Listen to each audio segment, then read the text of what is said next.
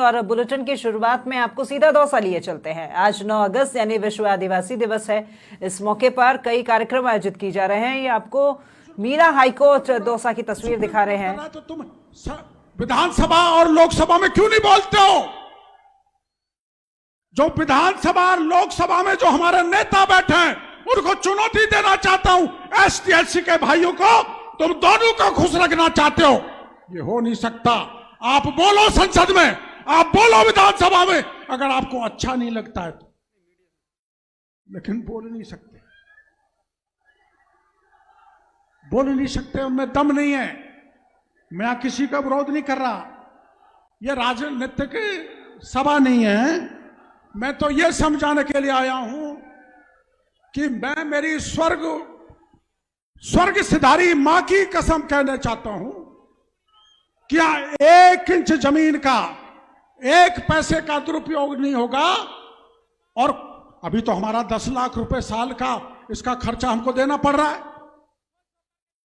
है। कहां से लाए, उसकी व्यवस्था तो करनी पड़ेगी। यहां कोई स्कूल चलाना पड़ेगा, कोई विद्यालय अच्छा चलाना पड़ेगा। अब कई लोग तो कह रहे होटल चलाएगा और होटल से कमाएगा। ऐसी तो मैंने हजारों होटल छोड़ दी मेरे भाइयों, करोड़ों रुपए के ठोकर मार दी। आपकी आन बान शान के लिए आप पे कलंक लगना नहीं चाहिए। आपके जीवन को डॉक्टर किरोड़ीलाल कतई कलंकित नहीं होने देगा, इसका वादा मैं आपको इस सभा में कर रहा हूं। मैं क्या करूंगा,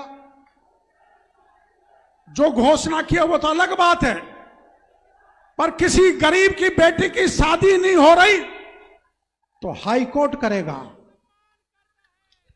किसी गरीब का होशियार बच्चा पढ़ नहीं पा रहा है तो उसको सारा खर्चा मीणा हाई कोर्ट करेगा।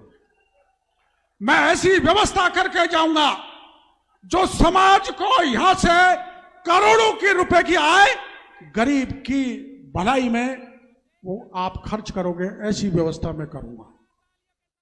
इस बात का आप कतई परेशान में तो बहकाने वाले आएंगे, जेब भरनी वाली होनी तो मैं दूसरे नेताओं की तरह आरक्षण में ही भर लेता। भरा था ना दूसरे नेताओं ने आरक्षण में, मैं भर लेता। अब आप भरोसा करो, जब 2007-8 में आपके आरक्षण पर आंच पड़ी थी तो 33 एमएलए थे, सबने भरोसा दिया था। लेकिन 2 एमएलए साथ रहे थे, कन्हैयालाल कांजी 3, ब्रह्मा विष्णु महेश की ताकत पर वो आरक्षण की चिट्ठी तो रुक गई, लेकिन मैं बिना बात गुर्जर भाइयों के निशाने पर आ गया। अब मेरे दिमाग में तय कर रखा है कि एसटी में से नहीं, यहीं पंचायत हुई थी।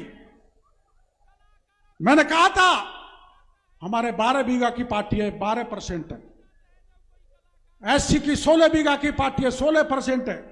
और हमारे बगल में कोई गुर्जर खेत खरीदना चाहता है, लेना चाहता है, तो हमें कोई दिक्कत नहीं होनी चाहिए। लेकिन यहीं लोगों ने नहीं माना था, एसटी में तो नहीं। गुर्जर समाज के जो मांग थी सरकारों ने पूरी नहीं की। मैं यहां पर जो उनकी मांग पेंडिंग रही है, मैं उनके साथ कंधे से कंधे मिला के रहूंगा, चाहे मैं सरकार में हूं।